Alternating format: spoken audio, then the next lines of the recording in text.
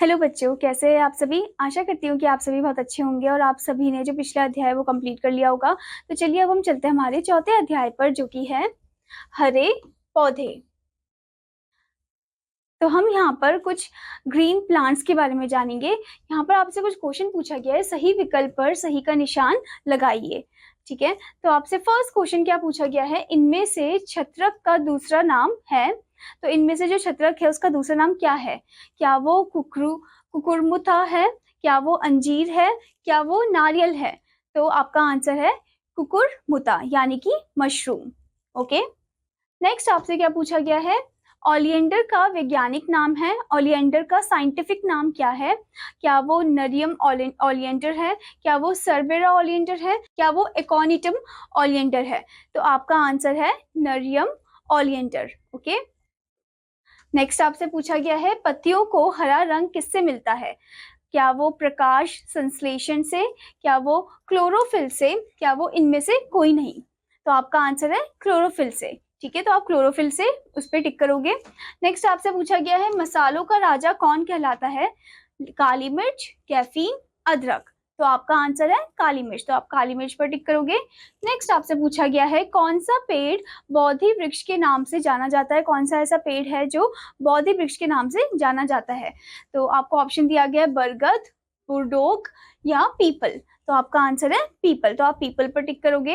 Next आपसे पूछा गया है, किस पेड़ की पत्तियां छूने या गर्मी पाने पर सिकुड़ जाती है। कौन से पेड़ की जो पत्तियां हैं वो छूने से और गर्मी पाने से वो एकदम सिकुड़ जाती है, अंदर की तरफ चली जाती है। क्या वो मूंग सूंड है, क्या वो छुई मुई है, क्या वो कुकुरमुता है।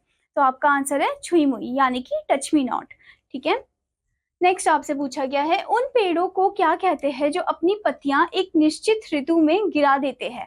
उन पेड़ों को हम क्या कहते हैं जो अपनी पत्तियों को एक निश्चित ऋतु में यानी कि ऑटम सीजन में क्या करते हैं, गिरा देते हैं। ठीक है, तो आपको ऑप्शन दिया गया है बेत, पर्णपाती, ये दोनों। तो आपका आंसर है पर्णपाती। ठीक है, तो आप पर्णपाती पर टिक करोगे। नेक्स्ट आपसे पूछा गया है, कौन सा पेड़ अफ्रीका के मरुस्थल में उगता है और हजारों वर्ष जीवित रहता है। कौन सा ऐसा पेड़ है जो अफ्रीका के मरुस्थल में उगता है और हजारों साल तक जीवित रहता है। आपको ऑप्शन दिए गए हैं वेल्विचिया, सनड्यू, बुरडोक।